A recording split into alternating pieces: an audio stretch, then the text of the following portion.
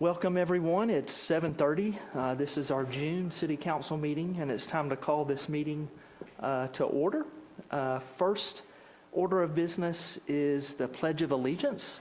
And if everybody could stand and remain standing, Mr. Anderson is going to do the invocation afterwards. I pledge allegiance to the flag of the United States of America and to the republic for which it stands, one nation, under God, indivisible, with liberty and justice for all.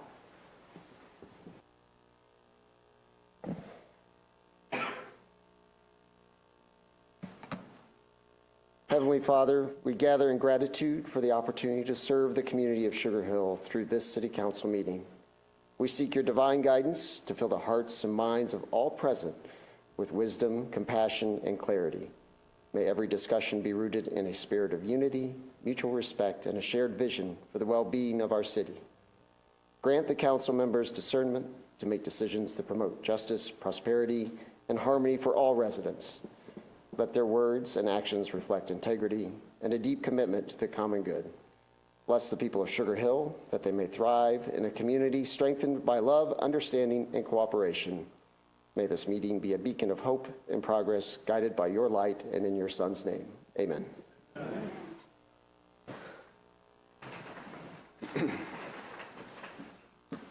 All right, next order of business is approval of the agenda. Is there a motion to approve the agenda? Motion to approve the agenda. Have a motion from Mr. Hicks. Is there a second? Second from Mr. Page. All those in favor, please raise your right hand. Okay. Next, we'll move on to the approval of the minutes, and those will be for the council meeting and executive session on May the 12th, 2025, and the work session and executive session on May the 5th, 2025. Is there a motion to approve the minutes? Motion to approve the minutes from the council meeting May 12th and the work session of May 5th. All right, have a motion from Mr. Hicks. Is there a second? Second. Second from Mr. Anderson. All those in favor, please raise your right hand. All right, next we'll move on to reports because we have no awards or presentations. And I'll start with our visiting attorney. How are you, sir? Welcome. I'm good, Mayor. I have no report tonight. Right. Thank you. Next we'll move on to City Council, and I'll start with Mr. Perkle first this time. Thank you, Mayor. No report tonight. Mr. Hicks, you're up next. Thanks, Mayor. I'll be brief. First, I just want to thank everyone for being here. It's always a pleasure to see a packed house on the council meeting, so thank you for your attendance. I just want to applaud Avery and her team for last month's Memorial Day ceremony. I know we spoke about that in the work session, but again, such an amazing job by Avery and her team, Hattie, and the team there for being so swift and prompt with the unpredictability of the weather and making the executive decisions to make to move. And again, it went over really well. Next thing I have is this summer is going on. As I've mentioned previously, the summer is here. The kids are out, so just ask that everyone please just be careful. And then secondly, June 21st will be the Black Women's Association of Sugar Hill's Juneteenth celebration, which will be held here. It's always a great opportunity to come out and the vendors. It's always a great time. They do a great job. They offer scholarships to various community kids as well. So it's such a great job. So hopefully everyone get the opportunity to come out and be a part of that on Saturday, June the 21st. Thanks. Thank you, Mr. Hicks. Mr. Anderson, you're up next. Thank you, Mayor. I want to say congratulations to our high school and college graduates. There are many of those in many of our neighborhoods, and congratulations to all of them. And we hope you have the best success on where life takes you next, and hopefully that means coming back to the great city of Sugar Hill. There will be no June Riverlands Authority meeting. It's no meeting this month, so we'll look forward to hearing from the authority in August, and welcome, of course, everybody in attendance to join us at that meeting. Other than that, that's all I've got. Thanks, Mayor. Thank you, Mr. Anderson. Ms. Avery? Thank you, Mayor. I also do not have a report, but I would like to thank citizens who are here tonight for being here.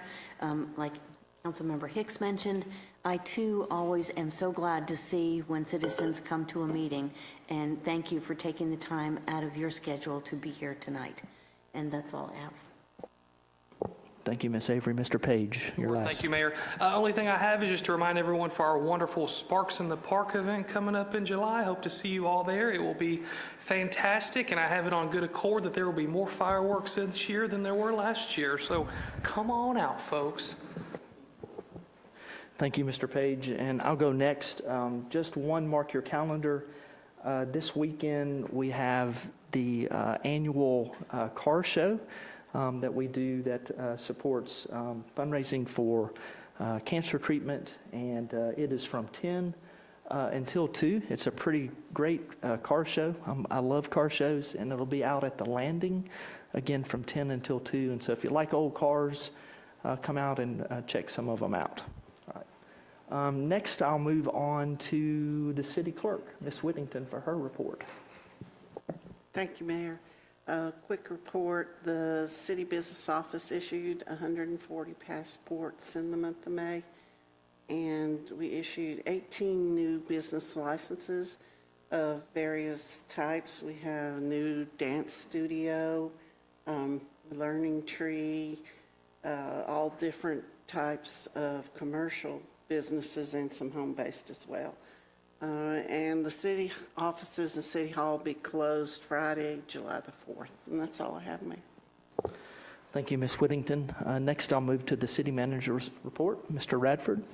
Thank you, Mayor. I point everybody to our month in review from the Office of the City Manager. I always thank our staff for working hard to put this together, and also thank them for all the hard work they do to deliver a high level of service to our citizens. One of the things I just want to focus on, and then I'm going to call on a few of our staff members to come up and give some reports. But in downtown Sugar Hill in the month of May, we had 119,000 people visit downtown. And that's up from the 16, 17, 80 we had in the early spring and during the winter months. So it's busy down here. There's a lot of folks here and a lot of events going on, but our staff, I think, handles and balances it very well. But I really appreciate everybody coming down. Pursuant to our travel and education and training policy, I've approved attendance for Joe Appling and Kevin Pittman to go to the Southeastern Stormwater Association's annual training and meeting in Hilton Head. That will be in October. So with that, I will then call on Avery to come up and give a brief report on events. We had a busy weekend on Friday. You know, there was a lot of people here with 2 events going on, one in the theater, one in the bowl. And then Saturday was a washout for many, but we had other things going on. So, hello. So this past Friday was the Colby Calais and Gavin DeGraw concert. It was a very full house, very well attended. Yoga continues this weekend, but will not take place the morning of June 21st due to the Juneteenth event setup.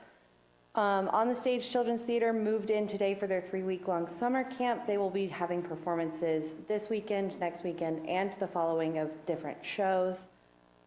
This Friday is our monthly paint and sip in the East Center Waterfall Room, and music at Sugar Hill will be taking place on the Promenade. As Mayor Hembry mentioned, Beyond the Ribbon will be hosting their car show in the Landing on Saturday. And as Councilman Hicks mentioned, the Juneteenth event will be taking place on the 21st. Our Splash Night is scheduled for June 27th. That will be showing Wonka, the new movie with Timothée Chalamet. After, at sundown, we have a race on the Greenway at the end of this month. And then looking ahead to July, just briefly, we have our Summer Break Bash movies, technically the second week, so after the 4th of July holiday. And the last 2 movies star our performer for our first theater concert, Hank Azaria, so we are using that to cross-promote and help sell those tickets. Any questions? Thank you, Ms. Simmons. thank you, Avery. Now I'm going to call on Troy Bassett. She's going to give us He's going to handle the recreation update as well as operations, construction. All right? Thank you very much. I do have a couple of slides I will share with you. But before I get started, let me mention there are a few things going on in Parks and Recreation I want to draw your attention to on the report. The first item on the front page is our list of activities that we have available at the E-Center. We don't talk a lot about it, but there are classes that are available in the categories of dance, martial arts, exercise that you may want to take advantage of, so I want to mention that to you. We currently have over 23,000 active members at the E-Center. Also, in terms of linear parks, the Greenway is a great place to get some exercise, to enjoy the environment and the outdoors. It's open during daylight hours, and I want to remind the public that it is intended for non-motorized vehicles or pedestrians only. Also, Ridge Lake Park is a busy park this time of year. We have close to 1,300 visitors a week. Of those, 70 to 100 are anglers that are enjoying the pond and the availability of the fishing at the pond. So it's a good place to experience that if you have not. Take advantage of that. The Parks and Rec staff have also been working at the golf course on some upgrades, facelifts to the clubhouse. So fresh coat of paint and some new flooring are going in. And then we are also working on a capital project to replace key components of the irrigation system. Those components have been ordered and they should be in July for delivery and installation. Our Public Works staff has been busy during the month of May as well. We have been installing an automated meter reading system over the last 4 or 5 years, and they are now up to 12,407 accounts with those automated systems in place. So nearly all of our meters are available for an automated read. At this time, I want to also mention, in terms of our construction activity in the city, public construction projects, more information is available about these projects on the city's website. I've got a QR code if you want to click the link to that, and it'll tell you more about some projects that I'm not going to mention in my report tonight. One of the ones that I did want to call your attention to is the Highway 20 pedestrian bridge. It's one of the bigger projects for 2025. Right now, we're working on utility relocation and shop drawing and submittal stage. So there isn't a lot to see at this point, but Georgia Power is busy planning out relocating their poles out of the way of the project and running them underground. The Water Resource Department at Gwinnett County has also moved a few of their lines.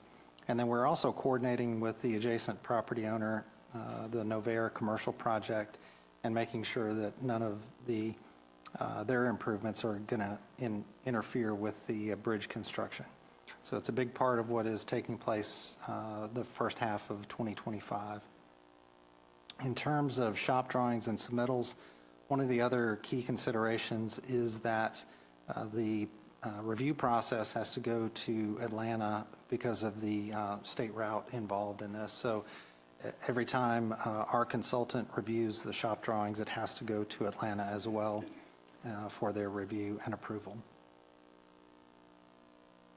One other big project for 2025 is our road repair and resurfacing contract. It's an annual contract.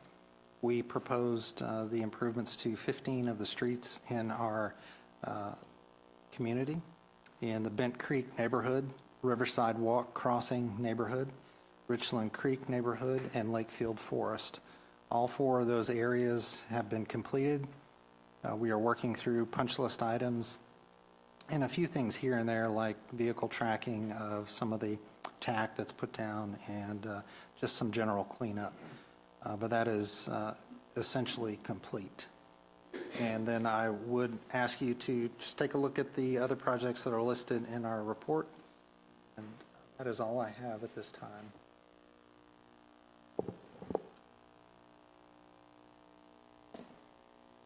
Mr. Mayor, We do have some work going on at Ridge Lake Park as well. We're doing some preparatory work for Phase 2, and then we have installed some solar lights at the entrance to making it a little bit brighter at nighttime.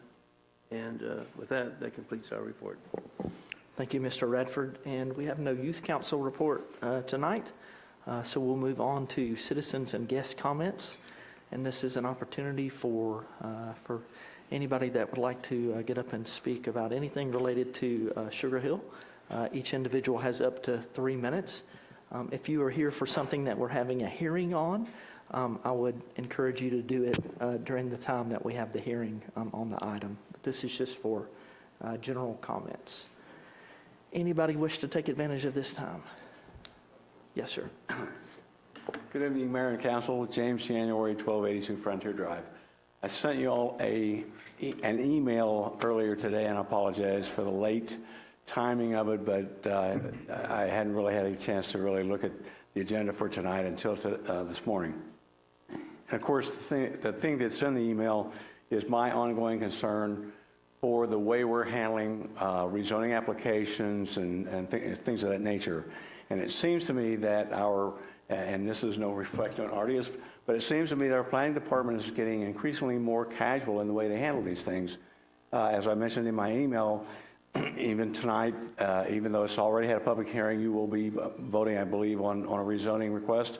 And in that rezoning request, there were no elevation drawings provided. It would seem to me that that's something that's important enough that ought to be included in every application. And this is not the only case. Over the past several months, I think we've seen several applications where that's been the case. I also noticed, of course, on this thing, there were several things missing, like the case number, permit numbers, who reviewed the file, things like that. And actually, that's also the same on one of the rezonings that we'll have a public hearing on later. If those things aren't important, then we don't need to put them on there. But if they are important, and they seem important, they ought to be there. So it just seems like we're getting really casual in the way we're handling something as important as rezoning a piece of land, allowing the structures to be built. If we don't even have elevation drawings, how can you folks make a logical decision on whether or not that is, of course, the right kind of thing for that piece of property? And then the other thing, of course, that's dear to my heart that I've complained about before are variances. It seems like we've had a wholesale disregard for variances. Anybody that wants a variance, we seem to grant it. And it seems like then what's going to happen is they're going to lose their power. We're going to lose the power to enforce them. If we need to revise and upgrade our standards, setbacks, buffers and things like that, then let's do so. But if we just simply continue to give anybody a variance on a buffer, then at some point in time they have no value, and we'll never be able to enforce them, I think, when it becomes necessary to do so. Thank you. Thank you, Mr. January. Anybody else wish to take advantage of this time? All right, I see nobody, so we will move on to old business. Item number 1, Art, I don't think we have received the new site plan for that item, have we? Good evening, Mayor. We actually did get a new site plan into the office or via email, but it only came within the past hour or so. Okay. Staff has not had adequate time to review that plat. It is the recommendation of staff that the first 2 applications for design review, 25003 and 004, that they continue to be tabled. We want to be able to make sure that we are able to review that and have an adequate report for council. All right, sounds good. According to Mr. Hartley from our last meeting, we do need to table that again. So I'll entertain a motion to table item number 1. Mayor, I'll make a motion to table item number 1 from old business. I have a motion to table from Mr. Perkle. Is there a second? Second. Second from Ms. Avery. Any discussion before I call the vote? All right, all those in favor of tabling, please raise your right hand. Okay. Next, we'll move on to item number 2, and as Art explained, I'll ask for a motion to table that item as well. Is there a motion to table? Motion to table item number 2. Have a motion to table from Mr. Anderson. Is there a second? Second. Have a second to table from Mr. Hicks. Any discussion before I call the vote? All right, all those in favor of tabling, please raise your right hand. All right, next we'll move on to item number 3. Art, I'll recognize you on that one as well. All right. Thank you, Mayor. I'm trying to connect here, if you give me just a moment.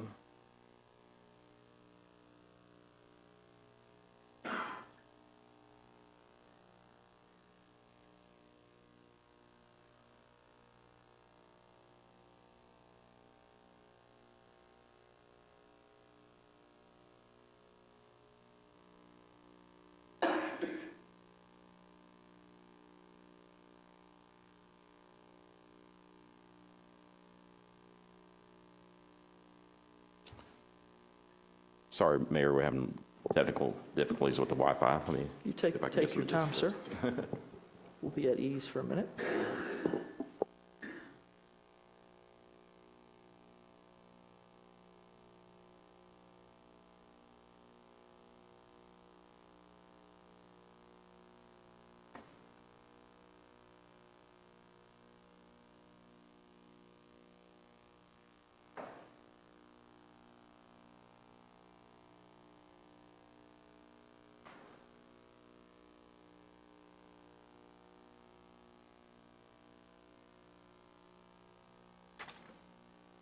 Thank you, John.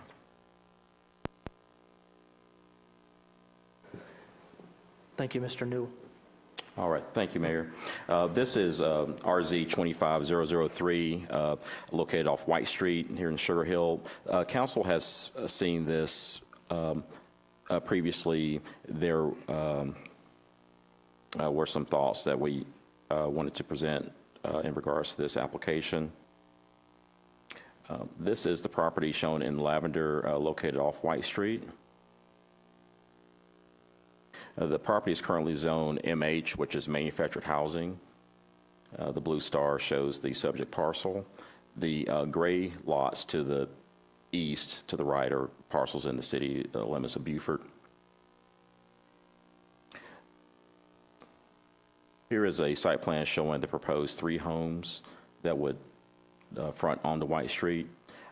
I will say that on this survey, you'll notice a 20-foot setback. That is an error. That is to be a 30-foot setback. So I did want to point that out.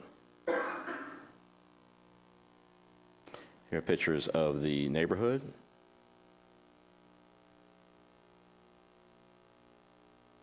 And elevations of the proposed homes.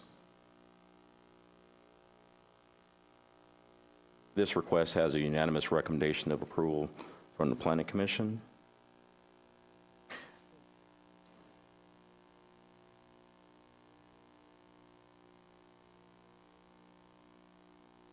Mr. Mayor, this is a good land use given the location and size of the parcel and existing adjacent development. This is an infill lot development which can yield 3 new homes, which will continually increase in value. Additionally, these 3 homes will provide housing for incoming or existing Sugar Hill families and provide an uplift to the existing White Street neighborhood, which is supported by its longtime residents. The alternative use would be for 3 to 4 manufactured homes, which decrease in value over time and would detract from the neighborhood. The rezoning request meets or exceeds the zoning procedures laws analysis questions as outlined in page 2 of the staff report. The recommended action is to approval of the request for 3 single-family detached homes and as further outlined on page 1 of the staff report. There is a request for a side setback from 10 feet to 5 feet. The homes themselves would still maintain a minimum of 10 feet between the structures themselves. Thank you, Mr. Newell. Thank you, Mayor. In addition to the Planning and Zoning Commission vote, which was 5-0, did anybody speak in opposition to, or have you received any letters of opposition? We have not. Okay, thank you. Thank you, Mayor. All right, we've had the hearing on this already. We had it back in May, but are there any questions that y'all have of Mr. Newell or staff before I call the vote? Yes, ma'am. Ms. Avery. Yes, Mr. Newell, I have a couple of questions. You showed a picture of the house showing the elevation. Can you tell us what the elevation is?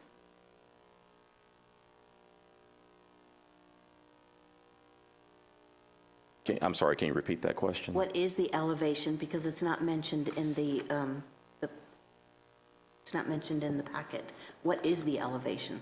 Well, the elevations are are the visuals of the homes themselves as shown here. These are proposed, these are not final, but these are renderings of what the homes most likely would look like given the size of the lot and shape of the lot for something that would fit and be aesthetically pleasing.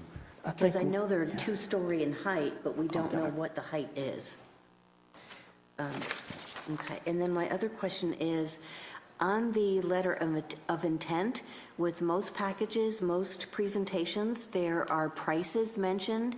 Have any prices been suggested as the price point for these 3 homes? I believe that was mentioned at some point, possibly in staff meetings with the applicants. However, price point is not one of the zoning factors that staff can consider. The state zoning procedures law gives us about 6 or 7 very specific items that staff members have to consider, and those are the items that we consider. And the square footage of each house, it says a minimum of 2,500 square feet. Is that a correct number? I believe, and I'll let the applicant correct me on that, that was an error, I believe, in the application. I believe that it's closer to about a minimum of 1,600 square feet, which makes sense given the size of the lots that are proposed to be developed. Right, that's what I thought too, but I think that's pretty significant since the conditions say that the developer has to follow the site plan, and it says in the packet a minimum of 2,500 square feet. And we apologize for that, but that was mentioned also, I believe, at the Planning Commission too, so that's something that we should have carried over. But again, given the size of the lots that are proposed, the homes that would go in there it makes more sense that would be a minimum of about 1,600 square feet as opposed to the 25. Of course, that's dependent upon the final decisions of the applicant/builder in terms of the house plan or plans that they choose. Right, and I would agree that the 1,600 would make more sense. I just wish that had been corrected since this has been tabled to this month. And we apologize for that, and we can follow suit, for future to make sure that we have things corrected if there was an oversight, whether it's our part or the applicants. On one of the checklists, it mentioned a water or sewer letter, and that was not checked off. Is that required to be in the packet? Water and sewer, Gwinnett County Water Resources, I should say, is something that we do check, and I can check our full packet, our full application to make sure we have that. But as part of development regulations and guidelines, we make sure to coordinate with Gwinnett County Resources as part of our development review for water and wastewater, including all of our other development requirements. So all those things are checked during the development process. Right, I realize that because I remember there was a rezoning last month and there was a letter from Gwinnett Water Resources included with that about the availability of sewer, but there was no letter in this one. And on the checklist, the master checklist, it was not checked off if there had ever been issued a water or sewer letter. And speaking of checked off, on the public hearing packet at the very top, the missing items were the case number, the permit file number, the date received, the reviewed by, and the date accepted. And I'd like to see those things, too late for this one, but should have been filled out, as well as the public hearing checklist was missing the received by date and the case number. But especially for that public hearing packet, all that top information was not completed. Ms. Avery, let's go ahead and move on. This is the second month that we've had this before us, and none of that was brought up during the first month, and so That's all I have. Appreciate it. All right, is there anybody else that has questions or comments before I call the vote? Yes, Mr. Page. Yeah, thank you, Mayor. I believe we spoke about it last month in regards to the side setbacks and how close they are, and in regards to what else is around White Street, at least on the city of Sugar Hill side, and right across the street, for those who are not familiar, is the city of Buford. City of Buford has had a very strong infill development program, if you will, throughout. I think the greatest over there is Cloud Street, Epsy Street, and Lee Street, and where infill's going in and on these smaller lots. And yes, they are tight houses, but they are building a nice product. It is an infill product, and it's attainable housing at the end of the day. I hate to say the word affordable, because it's definitely not that, but they are attainable starter home quality and something that kind of is going to revitalize that side of the railroad tracks. So, I'm not a huge fan of the tightness of them, especially looking at White Street, but I think this possibly might be a step in the right direction, a jumping point to start redevelopment on that side of the city. So, Thank you, Mr. Page. Anybody else? Mr. Perkle. Yeah, I'll just add a comment that I made last month. If we looked at those lot diagrams, which was shown earlier, this lot is about the size of maybe 2 of the others, certainly not the size of 3 of those. There's no other houses on the street that are 10 feet apart. Happy to see new development come along, but I just think this is too dense. We brought it up last month. We preferred 2, presented that option, and there was no change from the developer. So this is the plan we're presented with. Thank you, Mr. Perkle. Anybody else? Mr. Anderson? Art, I just want to clarify that currently the property, as it's zoned today, could have somewhere between 3 and 4 mobile homes on it as it sits today, without us doing anything up here. Is that That's correct. That's correct, yes, sir. And also, it appears that the developer is donating a portion of the right-of-way of White Street. It looks like the property currently goes to the center line of White Street. Is that correct? Am I reading that survey correct? So There may be a required dedication of part of the right-of-way as part of the development, yes, sir. That's all I've got. Thank you.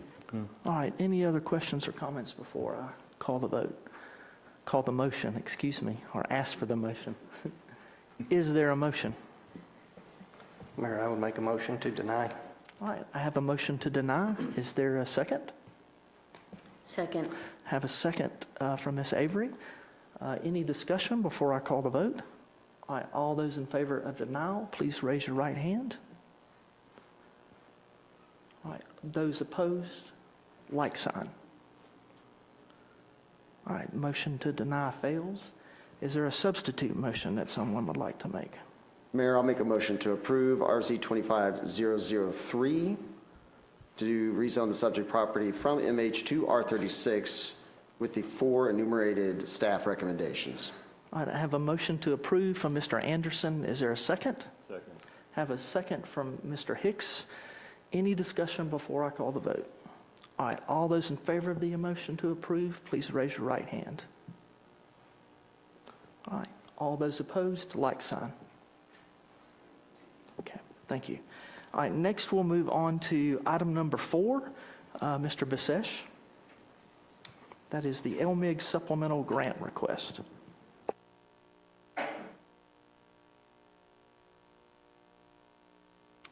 Thank you, Mayor. We discussed this at the work session last week and had a few things that I'll mention in my presentation as a follow-up to the discussion last time.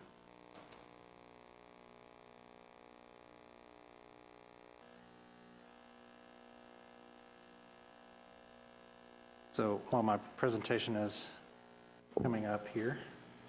Do you need to phone a friend back in the IT booth? Apparently I don't. Okay, good. Enough. You got it. This is a second round of funding that has been budgeted by the state of Georgia into the local road assistance program. And we discussed adding some 8 additional roads to our repairs and resurfacing program for this particular additional funding source. I highlighted a few things last week, but we are making some improvements on the pace and the rate of repaving our roads over the last 15 years. And you can see that reflected in the graph at the top of the slide there. So I didn't really touch on this very much, but We've increased the rate from about 3% to 5% to 6% of the total mileage over that 15-year period. So we're making some improvements on the pace at which we repair and resurface roads. We are also doing most of that in-house. I think previous to maybe 2010, 2011, it was completed by Georgia DOT. We didn't really have much of a role in it other than to tell them what roads we wanted included. So we feel like we're making better progress. That amounts to about repaving or resurfacing a road every 17 years. The lifespan of a good asphalt road is about 15, depending on the use. So staff reviewed the 2024 list of streets. The next set of streets that we are looking at are in the PCI range of the upper 50s to down to 30. And I want to highlight some of the ones that we've located for this proposal. They include the neighborhood called The Springs, constructed originally, I think, in the early 90s. Don't hold me to the 1992 date, but thereabouts. Pine Pavilion Estates to the west of that, 1997-ish, and then Hillcrest Glen in the mid-90s. So these are all roads with scores that are very poor or poor, and so we have recommended these streets be included in this particular application. Here's what it looks like with the satellite imagery turned on, and then the list includes Garner Springs Lane, Windswept Trace, Springview Place, Alta Vista Court, Hillcrest Glen Circle, Stick Court, Hillcrest Glen Drive, Pinedale Terrace. And you'll see the road scores on the right. This is what it looks like in the application that we'll prepare for GDOT. Did make a mistake last week that I highlighted on the left here, which is the Hillcrest Glen Drive does not connect to Level Creek Drive. So I corrected that. And then one other thing I'll mention is the ratings. We are trying to tackle whole neighborhoods as much as we can. So we just keep the rate of resurfacing and the approximate date of resurfacing about the same. But from time to time, we do have repairs that we'll make in other locations that are segment, not entire streets. With that, the staff recommendation is to authorize the mayor to sign and submit the application for the second round of 2025 GDOT LRA funding for improvements to the proposed list provided in the staff memo, to authorize the mayor to approve a contract amendment with R Paving for the additional streets up to a contract total of $1.5 million. That is a change from last week. I will point out one item related to that.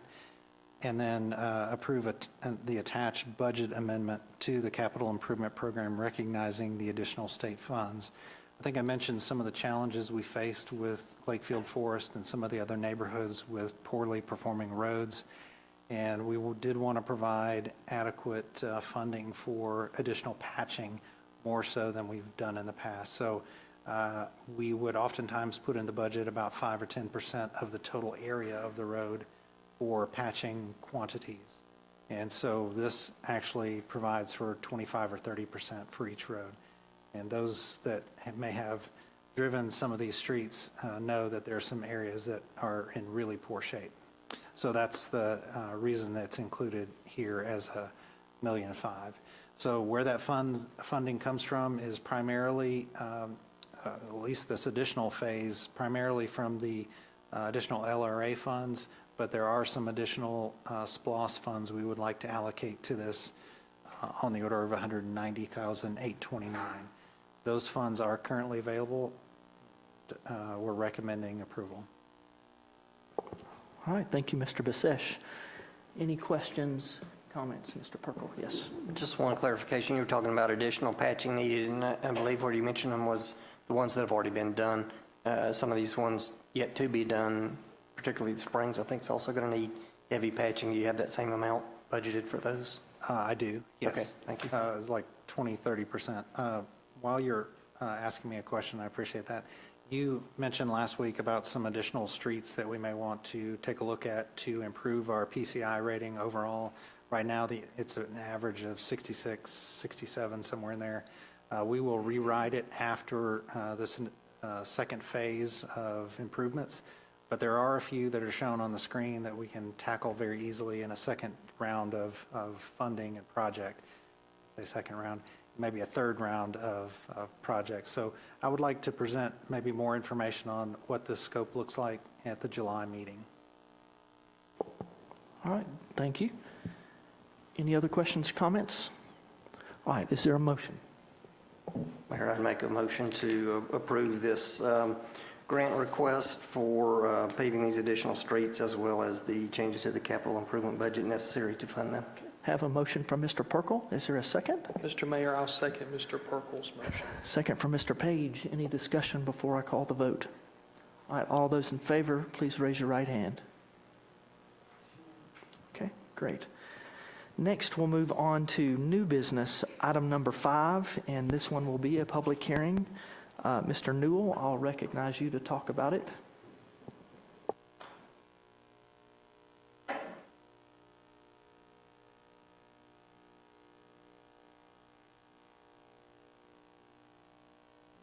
Thank you, Mayor. It's connecting.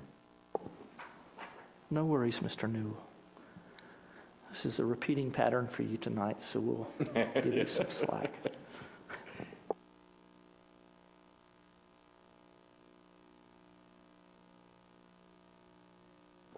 And apparently Mr. Bisesh knows how to do it. I don't know if you want to ask his help. Okay. Might need that magic.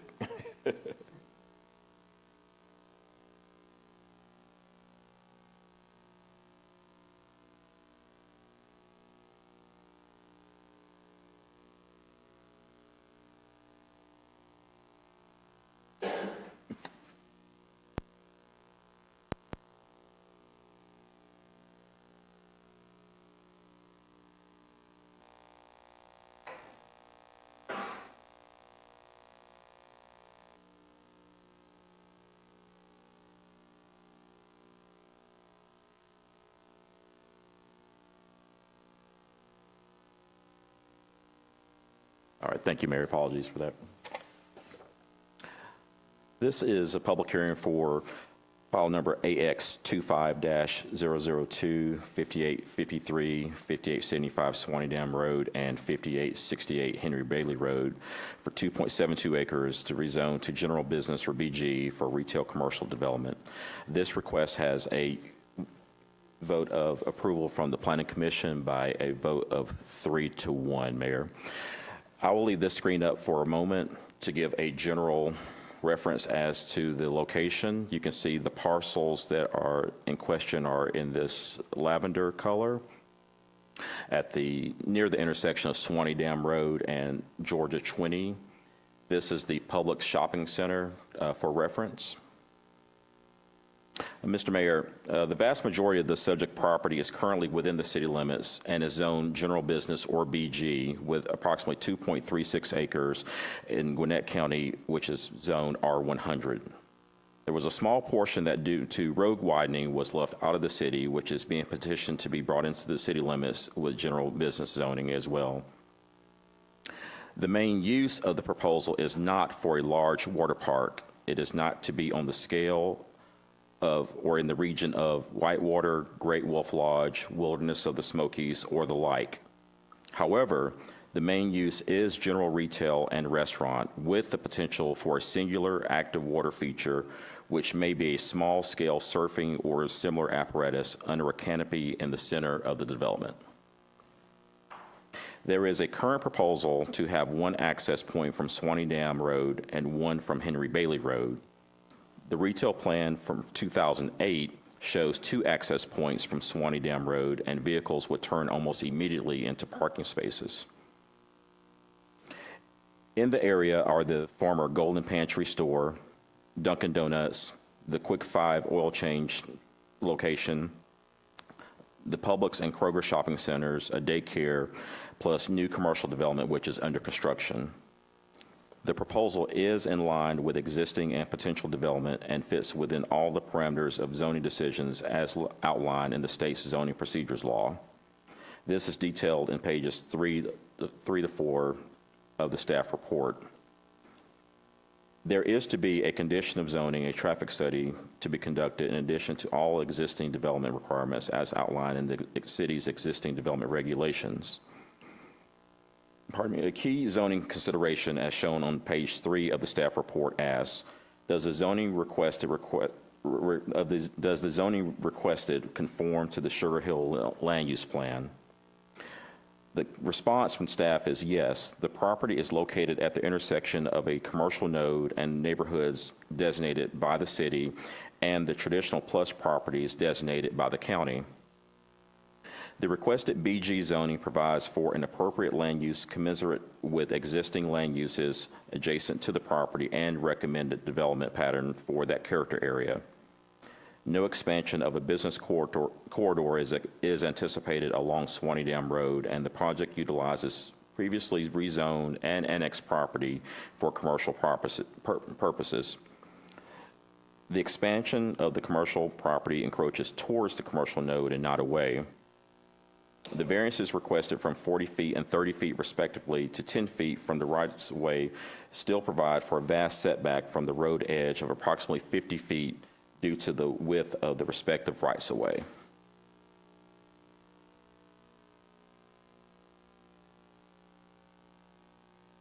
Here is looking into the property. There is a vacant home that's on the property.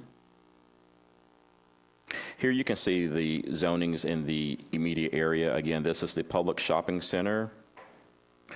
And here you can see the majority of the property that's in question is currently zoned BG or business or general business and located in the city limits.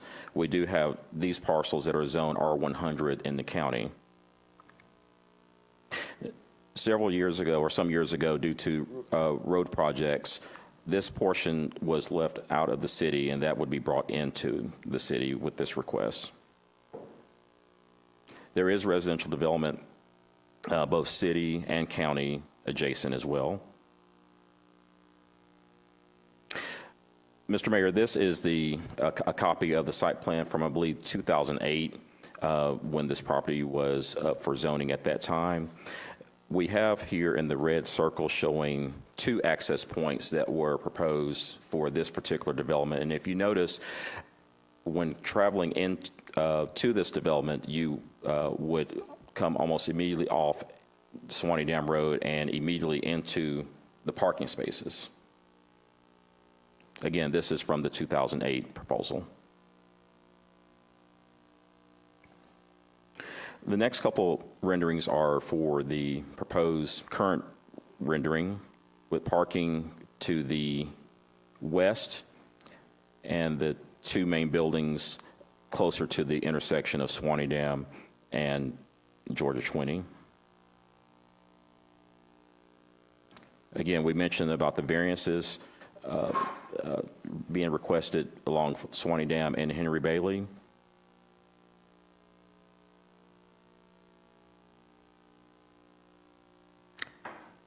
And we have a couple more overviews of the proposal.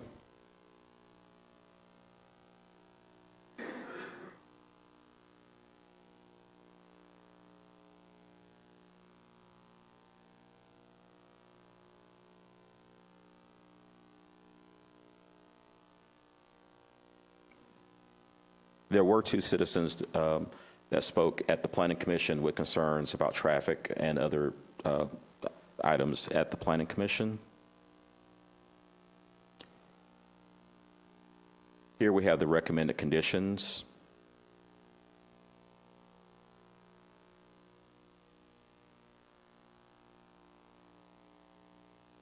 And Mr. Mayor, if approved, this project, like all others, would go through our full development regulations that the City of Sugar Hill has established. Thank you. All right, thank you, Mr. Newell. Before I open up public comment, are there any questions from City Council of staff or comments? Mr. Hicks. I just had one question. All right, was there any, so one of the properties that's adjacent to this is a daycare. Was there any concerns or anything from the daycare on, about this? Not that we've received, no, Okay. sir. All right, thank you. Thank you, sir. Mr. Newell, I know one of the comments from work session was related to eliminating access from the property to Henry Bailey Road. Is that- Kendrick, sir. I'm sorry. Yes, sir. Kendricks Road. Is that reflected in the documents at all that we have before us today? Or if that were, I guess my other question would be if that were a change that somebody wanted to make, they would need to make that as an amendment. As an amendment, or, Okay. yes, sir. All right. Anybody else before I open up public comment? All right, so we're going to do public comment now, and this is how we do it. We do 10 minutes for those that wish to speak in support of the application, and then we'll do 10 minutes for those that wish to speak in opposition to or that wish to express a concern about the project. And I just want to remind everybody that y'all are sharing 10 minutes, and so just be aware of that when you come up here. All right, we will start with those that wish to speak in support, which typically includes the applicant. Is the applicant here? Would they like to come forward and present and talk about the project? And please, if you could, just give your name and address for the record, and we appreciate you being here. And someone's going to help me with the time as well, I think, so. And you're welcome to go ahead and start, sir. Yeah, good evening, Mr. Mayor and the members of the City Council. My name is Jung Kyun Park. I am the owner of this property and developer. And also there are two other, my church members are partners, and they are not here. But my wife is our majority of this project. I'm also professional architect for this project, and also my industry is theme park, water parks, and entertainment center. So one of the things that I wanted to mention that during the introduction that there were the words that using that so water parks and some of the waypool things, but what I brought in this project is not really water parks or surfing. What I'm trying to bring is recreational products and something that other neighbors and also the visitors can enjoy at our courtyard. So it is not really meant to be, must be a water park attraction or a surfing attraction.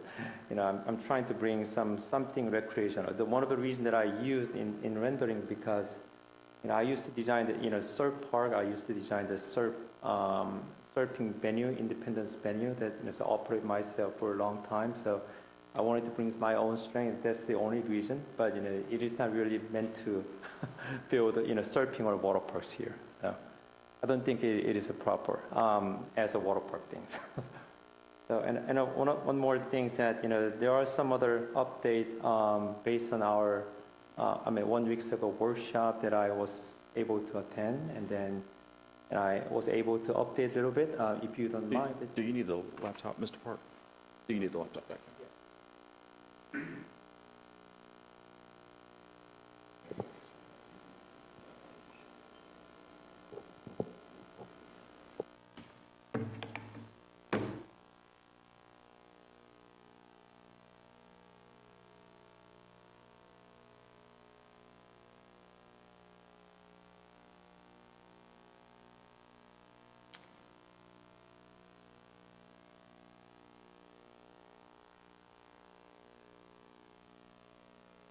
Oh, better picture, isn't it?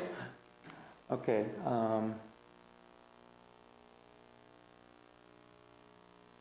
And our concept is to build the lifestyle retail mall, and it is to create community engaging and entertainment in the property, and also we believe it's going to enhance the environment also with this culture of the city, culture of the Sugar Hill. And this is rendering that I brought the last time, and this is not a plan view that without surfing activities in this courtyard. And then this is just a general condition.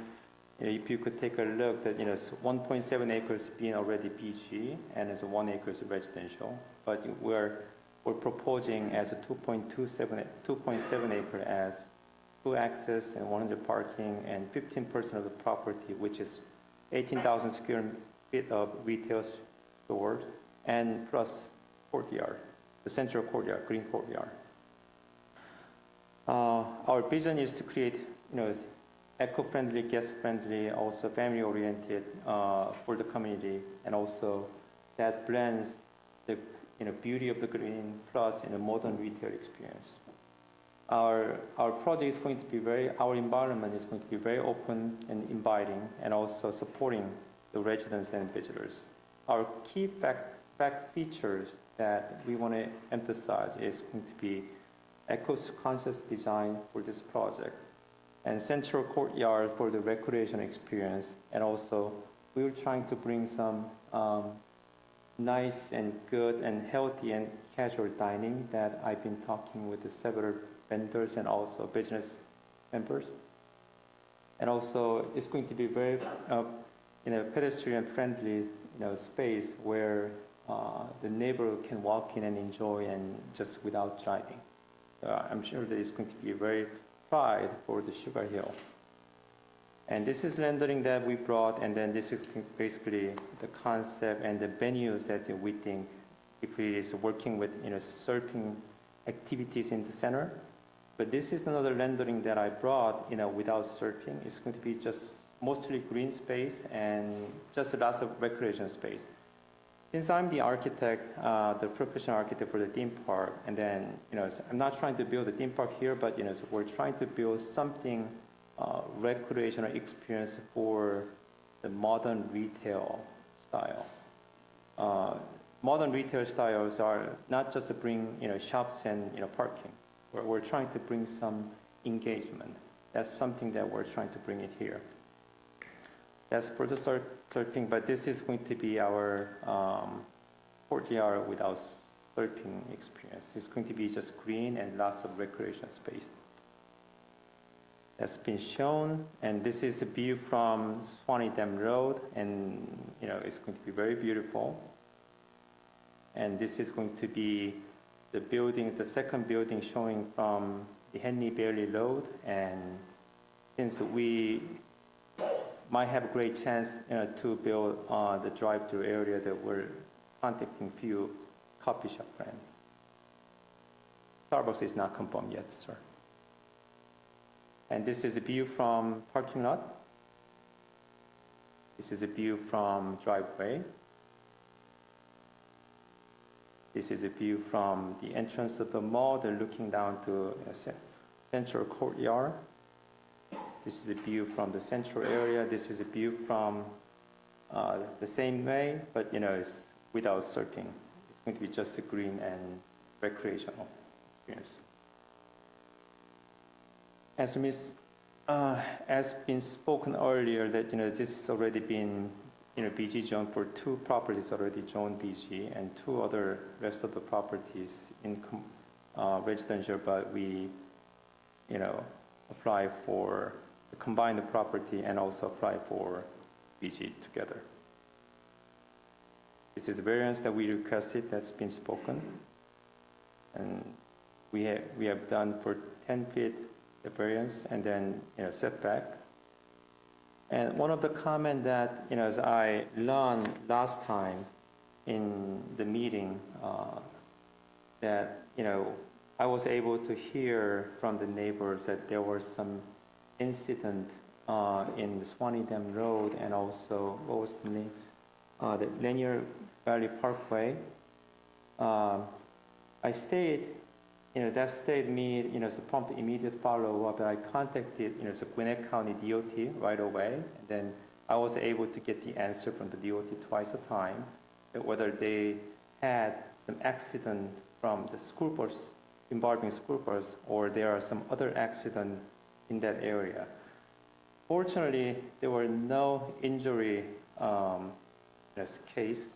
There are 1 case without injury. So, but still, I think, I fully understand it is important for any future case that, so we're trying to work together and then work with the city to solve the, the problem and also prevent any potential issue in the future. So we'll definitely go through some of study, but however, that it is our intent that so we're trying to work together, and also we have also adopted at the layout that so we got rid of the road to Kendricks as well. And this is coming from the DOT. They're showing injury, no case, 0 case. There's one case without injury. So, but it is the case. I'm sure that it is important for the residents, across the street. We'll take care of it. And then, lastly, we're envisioned to create a beautiful and boutique style of the retail mall, and we believe it's going to enhance the city quality of life. We also think that it's going to bring some good economic impact. And then we love to serve and also inspire and connect with the community. That's all I want to. All right, thank you for the presentation. Any questions of the applicant before he goes back to his seat? All right, Mr. Thompson, how much time do we have left in that category? A minute and 50 seconds. All right, we'll give you a minute and 50 seconds rebuttal if you need it at the end. All right.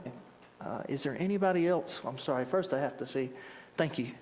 You're welcome to sit. Anybody else wish to speak during in this support category? Yes. Okay, you got it. All right, I see nobody, so we will have about a minute and 50 left for rebuttal at the end. All right, next we're going to move forward to the 10 minutes for those that might wish to speak in opposition to or express concern about the project. And I'll just call whoever wants to come up first. Yes, ma'am. I see two, but y'all just...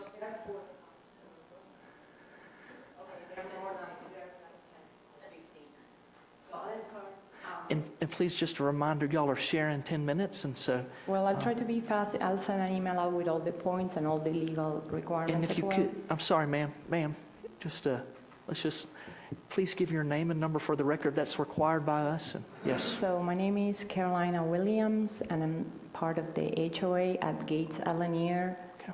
And I live right across, or literally a little bit adjacent to the property Yes, that ma'am. we are discussing today. So I have here the collection of 20 cards opposing and some comments on this brief description of why that's not a good idea, and also including the daycare center opposing to the development. Some of the concerns are expressing here, but I'm going to address the main points that I will bring up today before I can deliver these cards to you. So Sewanee Dam Road has a 2-lane road with no traffic lights. Sewanee Dam Road and Highway 20, where the new development is trying to take place. We have bus stops, and I lived in my house next to the only person in my neighborhood that received a letter of the new development. So I lived next to the person who only received the letter. Nobody else in our neighborhood received the letter of the new development. So Jessica shared her letter with all of us, and including me, the HOA, and that's how I learned, and that's why I'm here today. So the other issue is there are no traffic lights. They are poor performing roads. There is a 2-lane road for 100 parking lots, plus the new development, Douglas Smith, next door, where the houses have not been built. So the proposal for 2008 is outdated, because in 2008, that area was green and it was countryside. Today, is nothing like what we see on that picture, on that map, on that proposal. So that needs to be updated to show exactly how many exits from each neighborhood are yielding into this 2-lane road. Secondly, beverages. There is a daycare in the back, restaurants, bars, alcohol, kids. That's not a good mix. In addition to that, that's not a good mix. Housing density. Douglas Smith next door to us.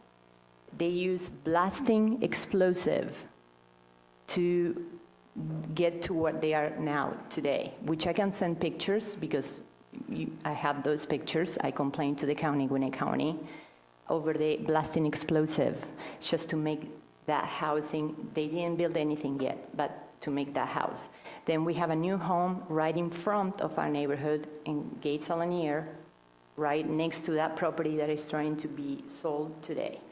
So poor road performance, no traffic lights, bus stops, restaurants, bars, kids. So that's just some of the points I have to give. There are other 10 people waiting here, but this is just a summary of what is going on.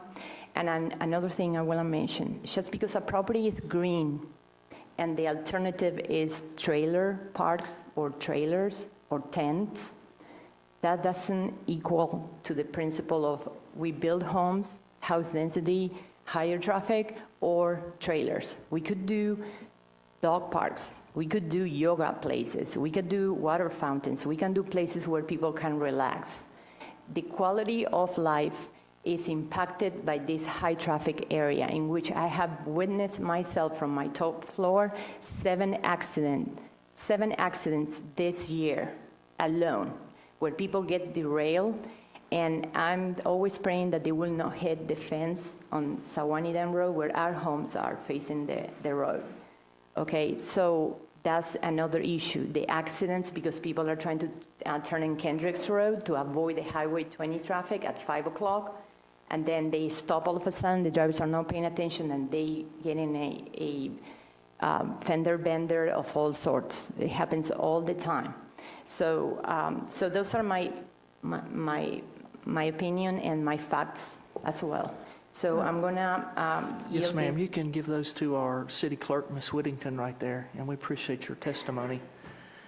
Is there, and I'll check with Mr. Thompson. I'll do that, but thank you. I have to do a time check real fast, and we have a process that we use. Mr. Thompson, what's the time left? 5 minutes and 15 seconds. I have 5 minutes and 15 minutes left in, yes, ma'am, please come forward. And if you could, just give your name and address for the record. Thank you. Hi, I'm Annabelle Blankemeyer. I live at 365 Kendricks Road. I've got a copy here today of the planning staff report, and I just want to contest several motions in here. The first one being Section B. It states, our retail shopping mall concept will not affect adversely since the properties are surrounded by commercial zone and the property has 2 in and out accesses. I have to contest this. It will absolutely affect adversely the properties surrounding the area. It mentions here that 70% of the property is already zoned commercial. However, if you look at the surrounding areas, as she mentioned prior, at the time that this was originally zoned, there were not neighborhoods on either side. There are residential homes just behind, mine being one of them. There are neighborhoods across the street, ones that have newly been built, ones that are of high property values that have lots of property taxes, I'm sure, that are a great benefit to the area. And also, it's a very residential area on Sewanee Dam Road. All the way back, pretty much until Peachtree Industrial Boulevard, it's all residential homes and neighborhoods. And I would love if we could keep it that way. I think it's really special for Sugar Hill to have such a wonderful, safe family environment. I think that's really important to a lot of the residents, and I do think that this is against that. Secondly, I would like to contest point D here. I'll go ahead and read that as well. Our proposed concept will not cause burdensome use of existing Sewanee Dam Road and Henry Bailey Road by 2 splitted accesses, and there are no schools nearby. I have to contest this one as well because I do think it will cause burdensome use of Sewanee Dam Road. I would argue that there already is burdensome use of Sewanee Dam Road at rush hour especially, but really throughout the day that road gets very backed up. And Highway 20 gets backed up as well, but at least it's wider and has more infrastructure available for people to be moving through. But Sewanee Dam Road is not well equipped and neither is Kendricks Road or Henry Bailey Road. Henry Bailey Road gets backed up very quickly. Kendricks Road and Henry Bailey both only have a very slim area to move through. If you have one car, I mean, when I'm moving, I have to very carefully move around the side. There are ditches on either side. It is not going to accommodate 100 parking spaces worth of traffic that's going to be going. There's Sugar Hill downtown, there's across the street. Highway 20 has a lot of availability. I just feel like this development could be great somewhere else where there is infrastructure to accommodate. And lastly, I just do want to say that if the daycare has not reached out to you yet, I feel that is likely because they have not been adequately informed. I do not think they would be happy if they were backing up to a parking lot with restaurants, potentially bars, as she said, but I mean, even just restaurants, having that much through traffic coming behind the daycare. I do think Sugar Hill is a very family-friendly area. I would not want my children in the front yard if there was this development across the street. And that really scares me. I wouldn't want my children playing in the front yard when there are this many cars driving by, especially, I mean, surely, you know, the safety aspect, but also just the fact that it's bringing a lot of traffic that could come into our yard, which is unsafe for them as well. So I just think that this, several of these things are just honestly untrue and should be contested. So thank you for your time. Yes, ma'am. Thank you for your testimony. Mr. Thompson, how much time do we have left? 1:54. Is there anybody that would like to take advantage of the last couple minutes? Please give your name and address for the record. Clifton Pruitt, 5223 Sugar Ridge Drive. I like the idea and concept, but the 10-foot buffer along Kendricks Road is a little too thin. The fence should also be 6 to 8 feet at least tall because the elevation change, Kendricks and the homes are lower as it goes there, so the headlights would be over the fence right into their house. I just need to scale back a little bit and move to Suwannee Dam closer, but the road in and out and the buffers need to be increased. Thank you. Thank you, sir. Mr. Thompson, how much time do we have left? 1:21. All right, I have 1 minute and 21. Yes. Thank you, sir. If you could just give your name and address for the record, and we appreciate you being here. Yes, sir. Thank you very much, Council. My name is Michael Lee. I'm in Eastern Port. I'm here, generally as a concerned citizen, about allocation of commercial spaces near real estate, residential areas, like most people. I understand Highway 20 is obviously very busy with a lot of commercial estate. I don't know why we couldn't move basically just a few feet and put it there. We're sticking it right next to a lot of residential areas. When I moved out here about 25 years ago, one of the main reasons I moved out here is no one lived out here. It was the sticks. I was dodging bears, not even just deer. And it was nice, but then they started, I remember when they built the Kroger, I was excited to have a Kroger nearby. And God bless you and your family. I hope you are successful in your business. Just, it makes me worried as soon as you start building along the Lawrenceville-Suwannee area, that road, that's filled with residential area, right? It sets a precedent now for us to go ahead and start putting commercial real estate wherever we want it. And like I said, 25 years ago when I was debating where to live, the density of, let's say, potential nail salons in my area was not a high priority for me, right?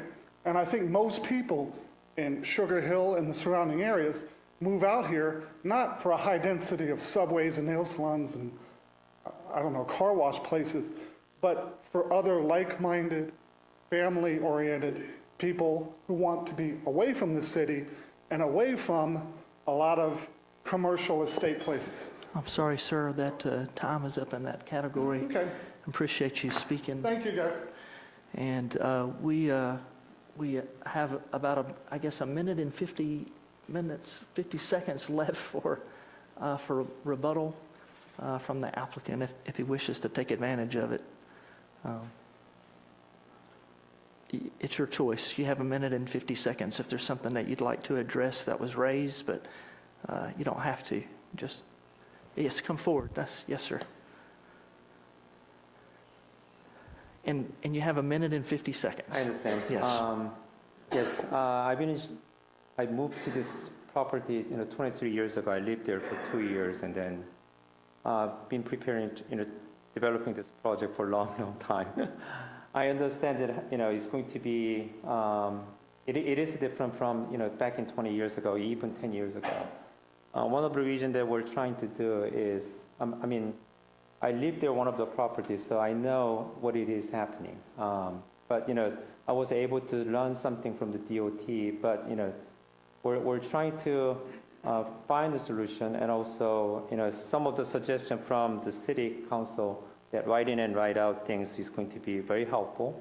And another thing is, if we could lower, access into the middle of the, the property where we have a median, it's not going to impact to the, property across the street. So we believe there is a way to do it, but, it's just, I understand that there is some worry about this development, but, I'm sure that even though it's your worry, but, once it gets built, the residents and also the neighborhood, the nearby, they're going to be the one who comes here more often and they enjoy. Thank you. Thank you. And the time has, I think, about run out for both categories. So I'll close out the public hearing and ask if there's any last-minute questions from City Council before I ask if there's a motion. Yes, Mr. Anderson. Art, I just want to clarify that the current zoning of the property is BG, so for about 2/3 of the property is BG as it is today. So that 2008 plan that you showed in the presentation, that could be built today, even if it is, if we deny this tonight. That could be built today, is that correct? That's correct, yes, sir. Could you go to that? Could you go back to that, please? So this is the approved plan that could be built today, regardless of what happens tonight. Is that correct? That's correct, under the current BG zoning, so as long as the development conform to the parameters of the development regulations, the zoning is in place for general commercial. Got it. So what we're talking about is the abandoned home that's on Swanee Dam, and then the other parcel behind it, between the daycare and that house there. Yes, sir. And then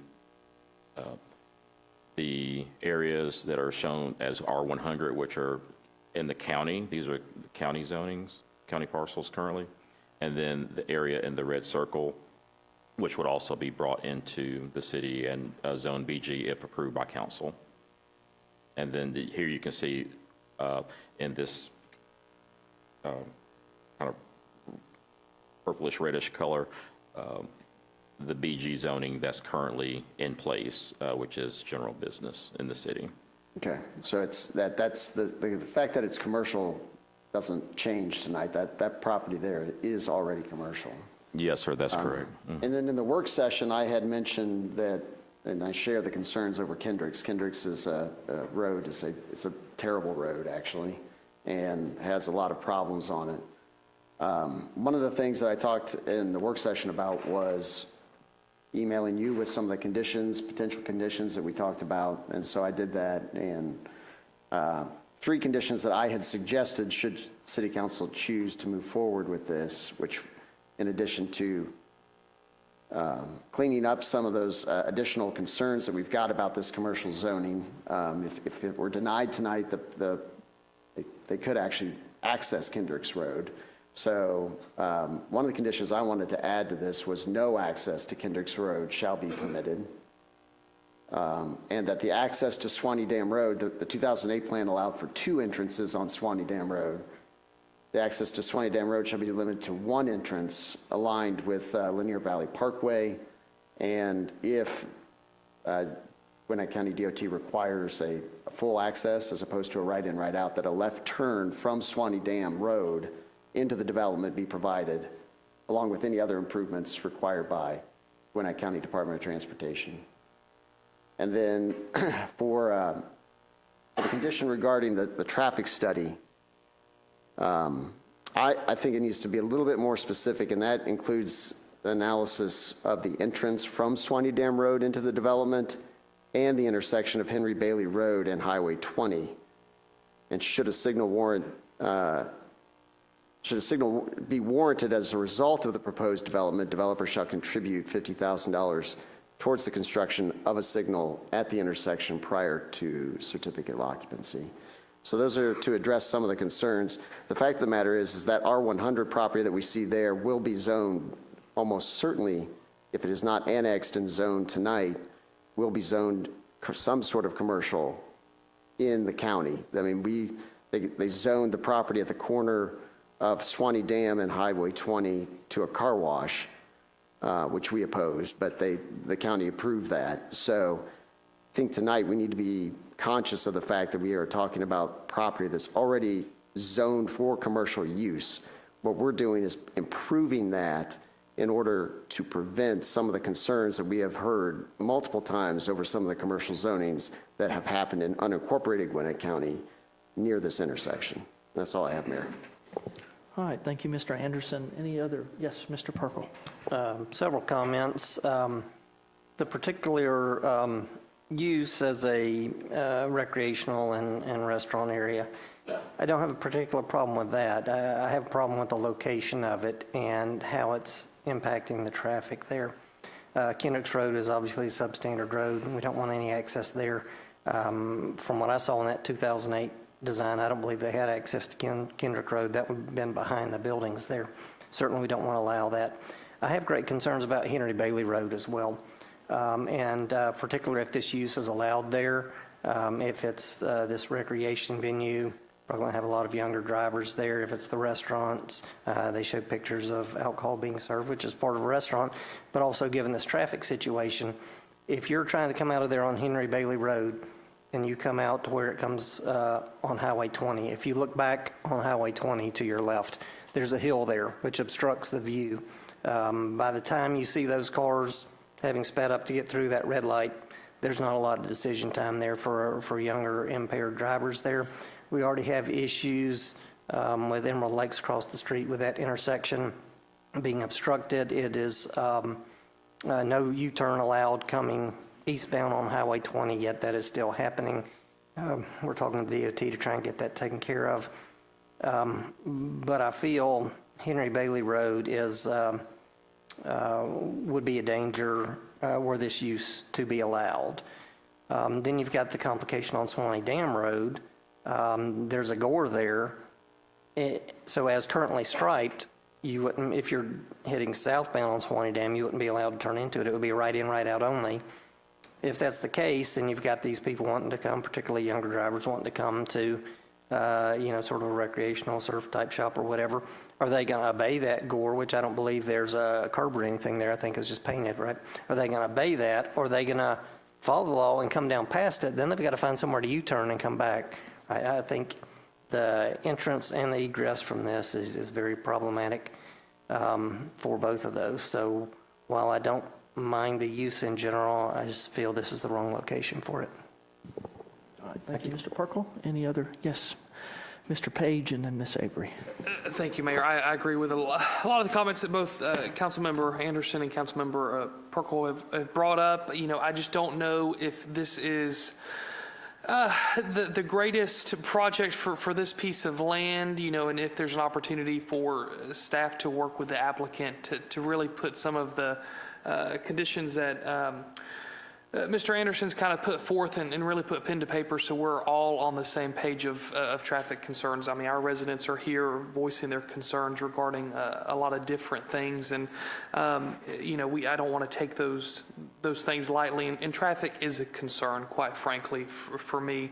You know, Kendricks Road, not a great road. Henry Bailey, not a great road. We've got lots of intersections over there, but we are also locked in with Gwinnett County as a partner right there as we come in and out of city limits and county-owned land. So just food for thought there. I just don't know if this is ready for us tonight. So. Thank you, Mr. Page and Ms. Avery. Yes, ma'am. Yes, I would also like to say that I do agree with the comments about traffic, and I'd like to point out that Highway 20, the light at Swanee Dam and Highway 20, once you go through that light heading toward Sugar Hill, the next light is not until West Broad. We've already had several problems along that long stretch of 20 with speeding.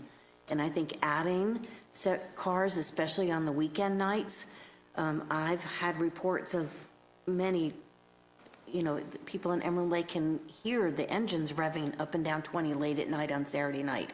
We've been fortunate that we do have a little bit of a better presence with the police department on Highway 20 lately, but I do have concerns about Henry Bailey Road, this project having access to that with the problems with the U-turns and across the street from a residential area that uses that median. I'd like to see something in the Henry Bailey Road solved first. I'd like to see a traffic study. I basically like the concept. I understand what Mr. Anderson is saying. It's general business there. But I think we need to proceed cautiously and not rush into anything tonight. Thank you. All right, thank you, Ms. Avery. Anybody else have a comment before I ask if there's a motion?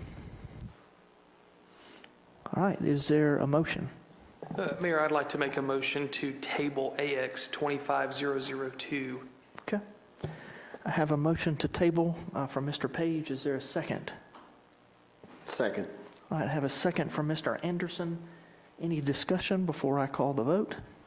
All right, all those in favor of tabling, please raise your right hand.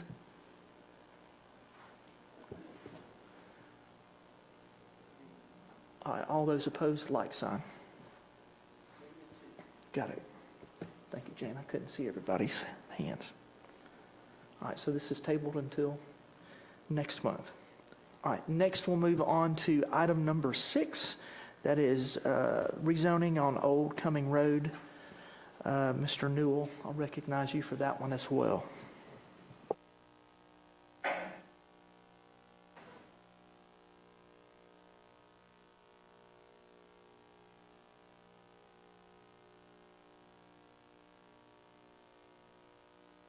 Thank you, Mayor. This property is near the intersection of Sycamore Road and Georgia 20. The property is currently zoned BG. This property was before council some years ago. This is, to give a point of reference, where the proposed Lidl grocery store would go, which is this area. However, the portion of the master plan property that we are discussing would be the area outside of the Lidl grocery store. Lidl is not proposed to be affected by this application. This is RZ 25-004, which is requesting a change of conditions. The change of conditions will dramatically reduce the density as previously approved from 120 age-restricted condominiums to 41 attached fee simple townhomes and 9 detached single-family homes, which will front on Sycamore Road and will be rear-loaded. This will give an aesthetically pleasing view along Sycamore. The front setback for the 9 single-family detached homes along Sycamore is 0 to 12 feet from the right-of-way. However, I believe council had wanted to have a 25-foot setback from the right-of-way. The access into the residential portion is primarily from Sycamore.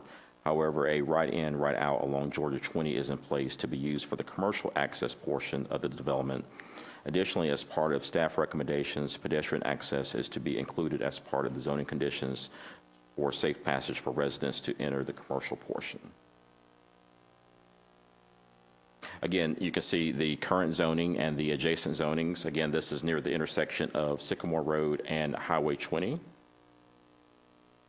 This is a copy of the site plan that was approved previously. Where my cursor is circling is the proposed site of the Lidl grocery store. The area that we are primarily looking at here would be the residential component, which is to the north. Mr. Mayor, you can see the proposed attached townhomes and the proposed detached single-family homes that would front along Sycamore Road. There's an access for that residential portion off Sycamore. There is a right-in, right-out from Highway 20, and you can see where the pedestrian and vehicular flow would go through the development. Here is a close-up of the proposed change for the residential portion. Again, the proposed 9 homes that would front on Sycamore Road, again, they would be rear-loaded, meaning that the garages would be in the rear of the homes, again, giving an aesthetically pleasing view of that development along Sycamore. The proposed townhomes within the interior of the development.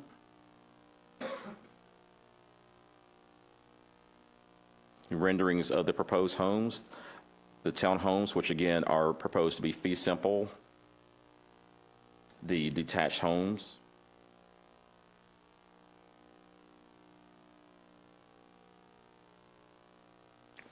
The staff conditions that we have listed. There was a question in regards to the percentage of rental cap. We did change that and to no more than 10%.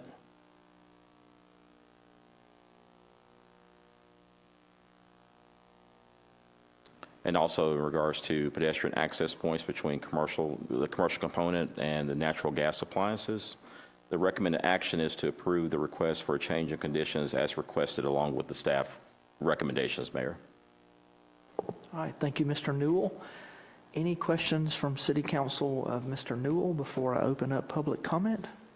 Yes, Mr. Perkle. For Mr. Newell and actually Mr. Page, I believe the number mentioned at the work session, unless I was wrong, was increasing that to 20% instead of 10. And unless I heard wrong, it was still 10. Is that not correct? Yes, that is what we talked about. Okay, thank you.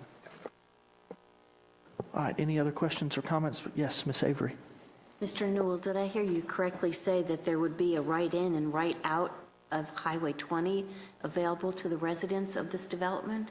That's currently part of the master plan for the overall development of Highway 20, and there would be vehicular access through the development so that folks, if they're traveling on 20, can turn into and out of the development. So there'll be an interior street or street network through there. There will be access for pedestrian access between the commercial, between the commercial component and the residential component as well. So there'll be a mix of vehicular and pedestrian access so that if I am living in one of the townhomes and I want to walk to the store, I don't have to get in my car and, circle around unless it's raining or something. Anybody else? All right, we'll move on to the public hearing. And I'm sorry, Mayor, this had a unanimous recommendation of approval from the Planning Commission. My apologies. Okay, got it. Thank you for that. All right, first we'll do the 10 minutes for those that wish to speak in support. And I'll ask if anybody's here to do that, to come forward. Please give your name and address for the record, and just remember you have 10 minutes. Good evening, Mr. Mayor and council members. My name is Sin Bui. I'm developer of the master plan developer for Sycamore Square, which is what we're talking about. I was here in 2020. Some of you might recognize me. And with a little bit more gray hair, I'm still here, and I'll probably still be here for a while. So I guess you're used to me by now. But I want to hit on some key points. What's happening here? Basically, what is happening is we want to move forward with this project. Okay, since we had the original approval for the entire plan for Sycamore Square, we proceeded with the site development, and we were preparing for leaders to come in. But because of COVID and because of their own organization challenges, they have been dragging it out. Questions maybe I can address Lido's situation separately or as a part of this. But we are choosing to move forward with the residential component of it, which had approval for 120 units, okay? Because we want to move forward, and we found a ready partner, Century Communities. They believe in the potential and what we're trying to do with Sycamore Square at Sugar Hill. And so we've convinced our owner to agree to this new residential plan, which again goes from 120 to 60. That's to 50. That's a substantial drop. And at the same time, what we worked together with Century to do was to develop a concept with the design such that is rather appealing to the current conditions, and particularly lowering the density, lower vertical profile, and very much, in our opinion, a very smooth transition from the more dense feel of what we want Highway 20 to be in the retail component into what Sycamore is in the back. Okay, so that was an important part of this. Rear loading was also a very important part of this, because what we wanted to do was present the best view possible. Okay, driving on Sycamore Road, you see the zero lot line detached homes. You drive through the residential component, you will see nice entrances. Okay, we've come into. If we had gone otherwise, we could have added another 10, 15 units to this. So our objective was to create a concept, the new plan that fits the current conditions. Okay, and so why would the owner, the owner in particular, agree to this? Well, the answer is that we want to move forward. Okay, and that's my main point, is we want to move forward. My one clarified question about the right in, right out. Actually, vehicular access is only for it's only for the retail off of Highway 20. Okay, there's no vehicular access that goes into. They cannot access the residential. Residential has its own access off Sycamore Road. Okay, and yes, there's pedestrian access between the residential and the commercial. So because that's a very important point. All right, appreciate that clarification. Any questions of the applicant? Yes, Mr. Page. Sure. Just a point of clarification. I know Art had mentioned it regarding striking the condominium. Just want to confirm we're striking the condominium language. Be simple, some sort of HOA, community, or property owner association. It's consistent with Century Communities throughout, basically. And you may ask, is this a part, how do we work together, the commercial and residential? We talked about this with Century. It's not formalized yet in contract, but we are collaborating, okay, but it's separate, meaning the residential is separate from the commercial, right? We're collaborating on marketing, various ways to work together, because this is a community that we're trying to, I remind again that our objective back then was to bring what we consider an attractive group, target segment to Sugar Hill, and especially to that location. With the 55 plus restriction, the way that I described it was we always wanted the younger active adults, the younger ones, the ones that are empty nesters, the ones that dinks and such. This, to us, doesn't change it that much. We're still trying to do the same thing. It's just that the change in condition allow us to widen the access group a little bit. That's it. But I would anticipate that we will still have quite a few empty nesters and such. Why? Because the location. Location is what it is. You notice that there's no amenities in the design. We expect people to use, access the retail in the front and go to, walk to downtown, for sure. Okay. Thank you, Mr. Perkle. I think you had a question. I do. At the work session, we discussed two of the conditions that were in there previously and which remain in there, which are maximum number of parkings. There's in number 2, it constrains you to 152 parking spaces. Number 8, there's a constraint of no more than 420 spaces on all tracks. Is this a constraint on your design, and would you change anything if that were not there? The thing I brought up at the work session was I've never seen us having a problem with too much parking. It's usually a problem with too little. Is that affecting the design here, or that's not limiting? Doesn't see no problem. This. Okay. We haven't done bring it leader. We think of the retail and the residential differently. Okay, in that respect, and so I think in the end we're okay.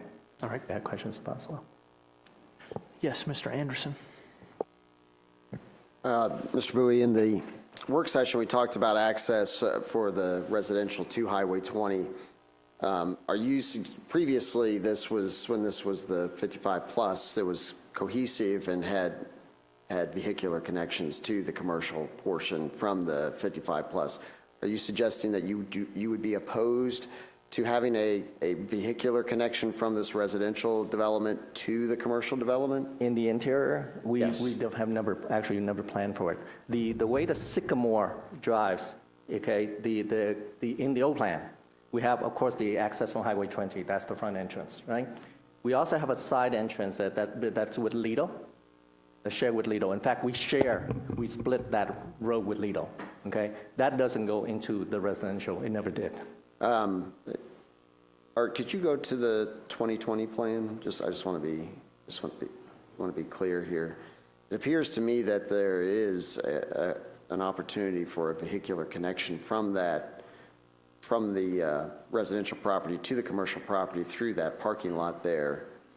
But you're suggesting that can't happen because The way we drawn the building, okay, that would be, there's a retail building right there as you enter. Okay. Does that make sense? There's an access way on Sycamore Road. That road is shared between us and Lido. And then on the northern side of that road is a retail building. Art, can you go to the previous, I think it was the previous one, where it almost puts it all together. There you go. So you're saying that where that blue arrow is, there's a retail building there? That had always been the thought, yes. So there's a retail... That has always been the thought, yes. That's a potential retail building. And we'll leave it at that for now. We don't want to remove that yet. Yet, okay. We cannot, we don't want to. All right. Well, I mean, personally, well, I'll wait till later. That answers my question. Thank you. All right, any other questions or comments? Mr. Thompson, how much time is left in the support category? Got 127, but I have to say I didn't stop for Mr. Anderson's question. That's okay. How long did you talk? Probably a minute 24 seconds. You didn't time yourself, so you're saying, okay. I would say probably has maybe several minutes left for rebuttal at the end if there's that time left. Is there anybody else here that's here to speak in support of the project? You may go ahead and sit down. Thank you. People are so formal and awkward tonight about the public hearing. It's like they don't. It's a. All right, nobody else. So we have 3 minutes left for rebuttal at the end after we take up the next category for those that might wish to speak in opposition to or express concern about the project. Is there anybody that'd like to take advantage of that 10 minutes? Yes, Mr. January. Yeah. James, January 1282 Frontier Drive.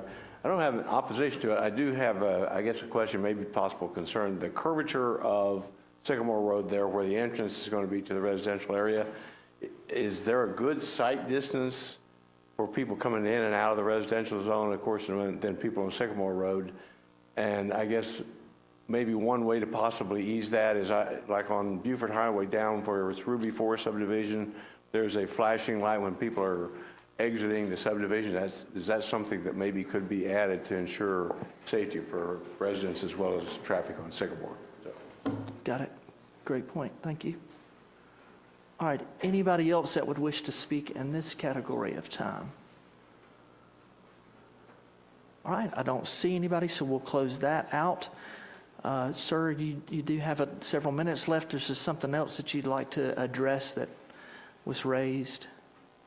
And if not, we will be glad to move on. All right, we're going to close the public hearing. Are there any comments or questions left by, yes, Mr. Perkle? I'll just make one comment, Mayor, that generally I'm not a big fan of townhomes, in particular zero lot line homes. But if you're offering me a chance to drop from a 4-story condo down to 3-story units and cut the total density from 120 units down to 50, it sounds like a good deal to me. Thank you. All right, thank you, Mr. Perkle. Any other? Yes, Mr. Anderson. Some of the conditions that I had suggested at work session, some of the concerns I had expressed was the lack of parking within, especially if there's no vehicular connection to the commercial property. There is no parking for guest parking, and in my experience, that these types of developments, while they are very nice developments, they do really need on-street parking of some sort to relieve the pressure for guests that would be visiting these folks. So my suggestion would be that if council is amenable to this, would be to put an additional condition on there that they provide a minimum of, I had suggested 1 parking space per 3 units, but I mean, it's one per 3 or 1 per 4, as long as we get some in there, that would be helpful to visitors and for folks that are, that will inevitably park in the driveway. The other concern I had was there's no sidewalks shown internally to the development, so I do want to see 5-foot sidewalks internally to the development to connect those, so that the units, I presume, would empty out onto sidewalks and not just right out into the street, because since they are rear loaded. So I would like to see sidewalks. And then one thing that we haven't discussed, that we discussed a little bit at work session, was the proximity of those houses to Sycamore Road. I mean, we've spent several months debating the proximity of 2 houses directly north of this and their proximity and setback from Sycamore Road. In my opinion, if we're going to be consistent, we should probably be doing that same thing with these units, that they should also be offset back from Sycamore Road. So I would suggest that a 25-foot building setback along Sycamore Road and a condition be added to that as well. So with that, those are my comments. I don't know if I'm more than happy to make that in the form of a motion, if that's amenable with the rest of council. Mr. Page. If you were just so amenable to make that motion, I would like for us to also entertain some sort of condition that either on alleyway A, B, C, or D, they can pick one that they do connect into the commercial, or have some sort of connection pending there, whether it's just a drive out and they have to pave it eventually towards the parking lot whenever Lidl comes, but just go ahead and build that out there instead of, having a curb. So the access is there, they just connect to it. All right, thank you for the comment. Any other comments? Just to clarify that condition, I believe still says 10 where you were asking 20. Was that not correct? I'm okay. The 20 was if we kept the condo. I see. Okay. Yep. So we're not condo, so I'm good with the 10. All right, any further comments or questions? All right, I'll ask if there is a motion. Mayor, I'll go ahead and make a motion to approve RZ 25-004 with the conditions as outlined by staff and with the following additional conditions. Condition number 11 should be modified to provide interparcel, in addition to what's already there, provide interparcel access from the residential development to the commercial development at some location. The overall development shall be limited to 50 units, including a minimum of 9 single-family detached units. The development shall provide a minimum of 1 parking space per 4 units of on-street parking. Provide a 25-foot building setback along Sycamore Road. The single-family residences along Sycamore Road shall front Sycamore Road with sidewalk connections from the residences to the sidewalk along Sycamore Road. The sidewalk along Sycamore Road shall be a minimum of 6 feet wide. That matches, by the way, this is not a condition, that matches what Lidl is building. And that's all I have. All right, I have a motion with several amendments. Is there a second? I'd like to second that for discussion, because I do have a question. It was my understanding that... Hold on, Meg. I've got to accept the second, and then I ask for discussion, okay? All right, so we have a motion and a second for discussion. Is there any discussion? Thank you. Yes, thank you. It was my understanding that this project was approved several years ago, and that all we were going to do tonight was change the conditions for the age limits. So we can go ahead and add more conditions to a project that's already been approved? Yes. Yes, ma'am. All right, Ms. Avery, are you good with your second? I am. I'll just clarify something if I can, Mayor.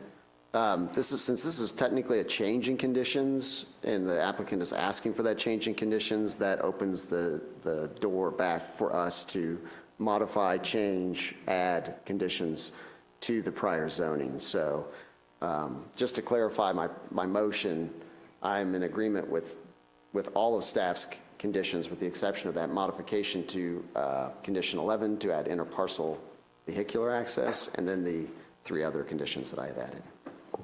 All right, so we have a motion, second.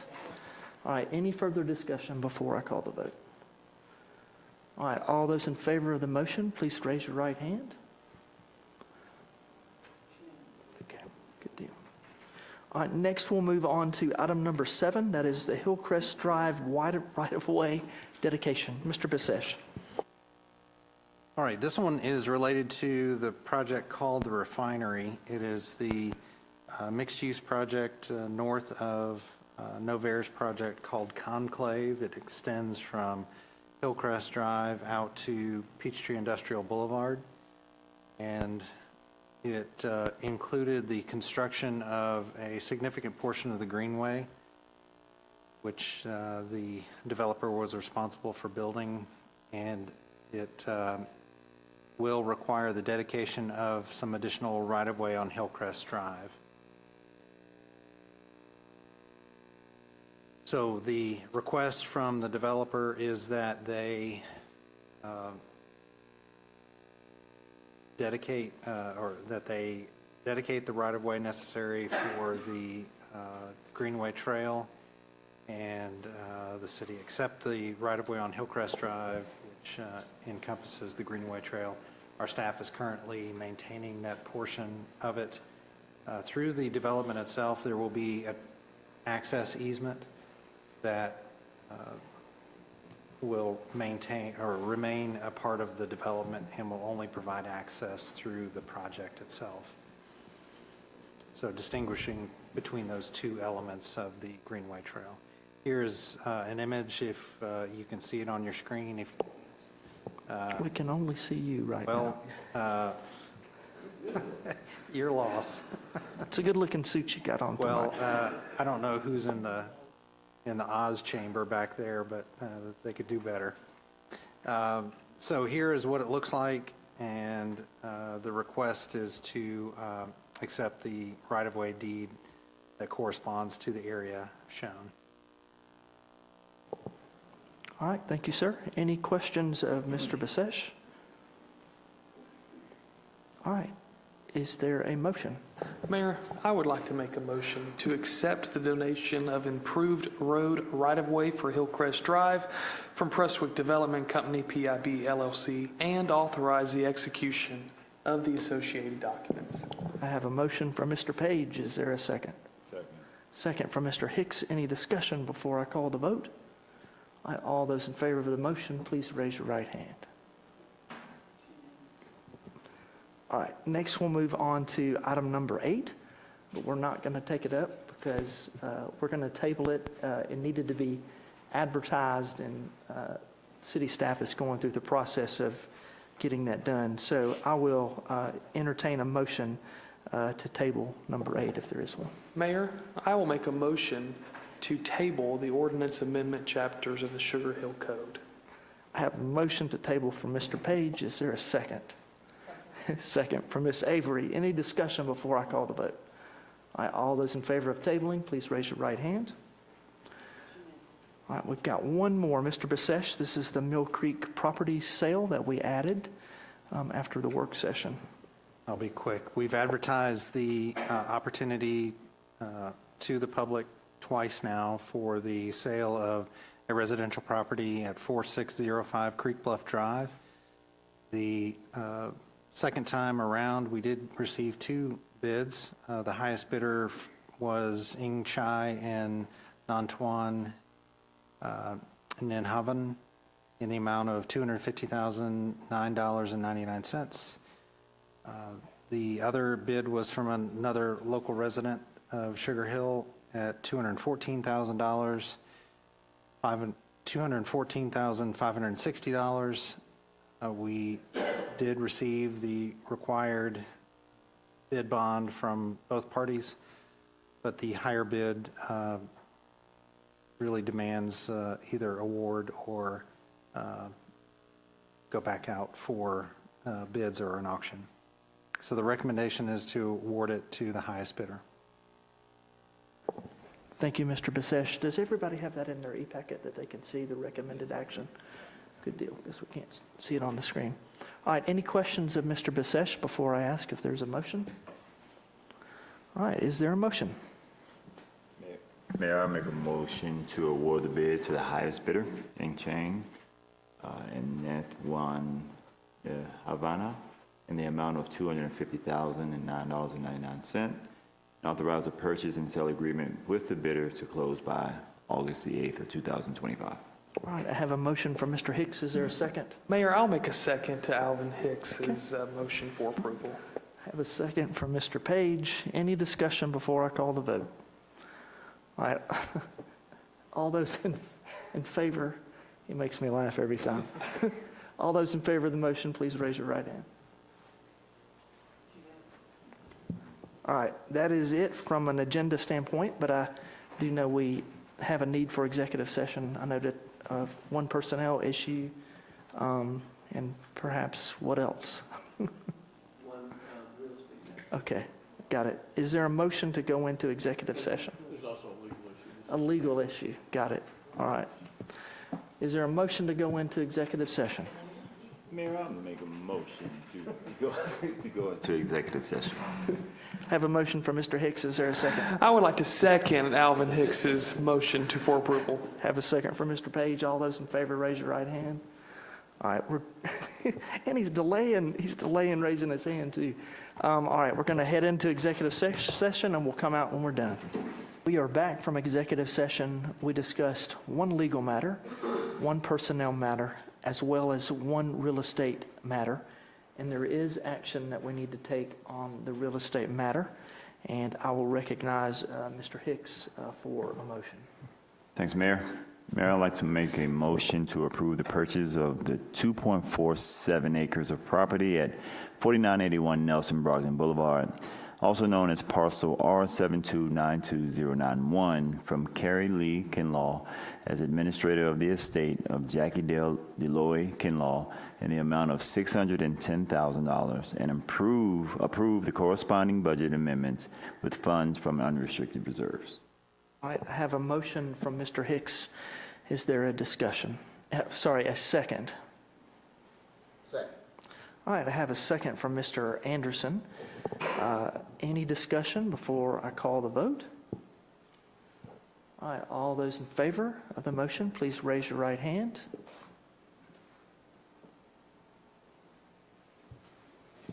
All those opposed, like sign?